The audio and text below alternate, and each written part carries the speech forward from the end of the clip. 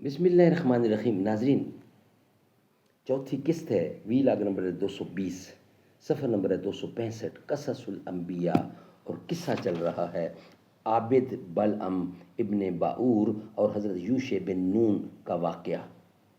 ناظرین، اس کتاب کے رائٹر ہیں تصنیف مولانا عبد المنان صاحب رحمۃ اللہ علیہ، اور کتاب کا ٹائٹل ہے قصص الانبیاء، یعنی حضور اکرم صلی اللہ علیہ وسلم سے لے کر حضرت آدم علیہ السلام تک کے تمام انبیاء کرام کے سچے واقعات، سچے قصے، سچے واقعات قرآن و سنت کی روشنی میں، قرآن و حدیث کی روشنی میں آپ تک پہنچانے کی کوشش کرتے ہیں. اس کتاب میں لکھے ہیں: نحمده ونصلي على رسوله الكريم بسم اللہ الرحمن الرحیم.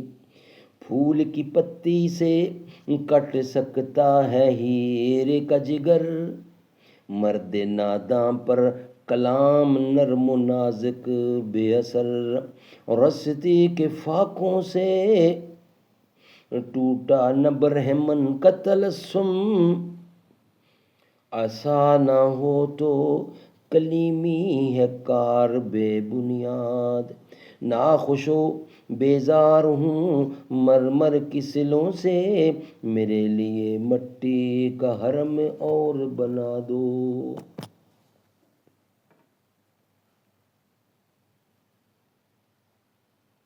ناظرین، اللہ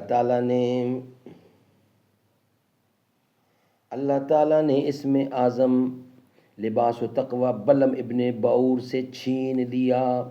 تب آپ نے اپنا سر سجدے سے اٹھایا اور قوم بنی اسرائیل کو اس کی خبر دی.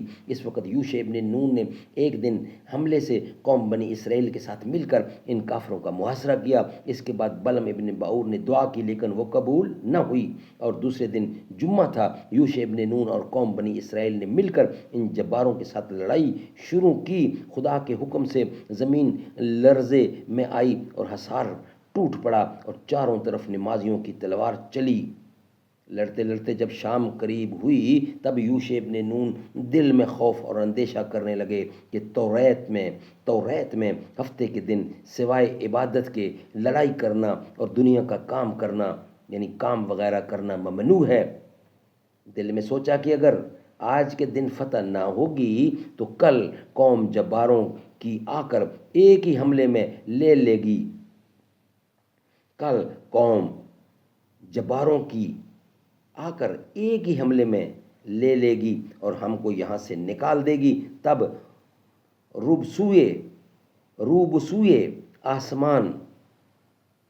بسوئے آسمان کر کے دعا مانگی کہ اے پروردگار، اس وقت تو آفتاب کو اپنی قدرت سے حرکت دے کر 2 گھڑی دن زیادہ کر. اللہ تعالیٰ نے ان کی دعا قبول کی اور 2 گھڑی دن بڑھا دیا اور آفتاب ٹھہر گیا، اور اس 2 گھڑی کے عرصے میں شب ہفتہ کی شام ہوتے ہوئے قوم بنی اسرائیل فتح یاب ہو کر سجدہ شکر بجا لائے اور سب مردود زیر شمشیر ہوئے. اور تورات میں مال غنیمت حلال نہ تھا، ایسا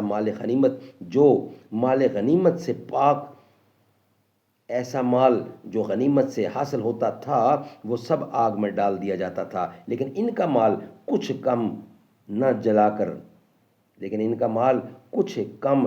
جلایا کیونکہ حکم ایسا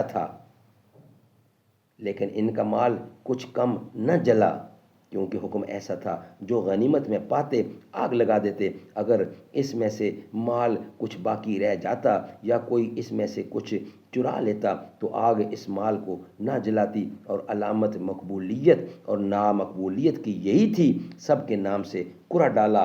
نام چور کا جب نکلا اس سے مال کو منگوا کر پھر آگ میں ڈالا، تب سب جل گیا. پس بلعم ابن باعور نے آ کر یوشع ابن نون کو تعظیم و تکریم سے سلام کیا. آپ نے فرمایا اے بلعم ابن باعور، تمہارے واسطے بد دعا کی تھی، اس وقت اللہ تعالیٰ نے تمہاری بزرگی اور مراتب چھین لیے، اور اب میں تم کو بشارت دیتا ہوں کہ صرف 3 حاجتیں تمہاری اللہ تعالیٰ کے پاس بحال ہیں. یہ سن کر بلعم ابن باعور پر غم ہوا اور اپنی بیوی سے کہا اے بدبخت، میں نے کہا تھا کہ پیغمبروں پر بد دعائیں نہیں چلتی.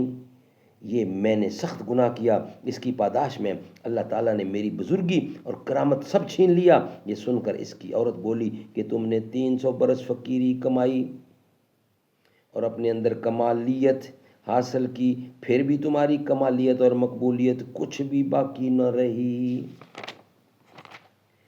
بلہم ابن باور بولا 3 دفعہ 3 حاجت کی دعا باقی رہی۔ وہ بولی یعنی اس کی بیوی، اس وقت میرے لیے 1 دعا کرو، باقی 2 دعا تمہارے واسطے رہیں۔ ناظرین اس کا بقیہ حصہ ہم آپ کے سامنے رکھیں گے نیکسٹ ویلاگ کی صورت میں۔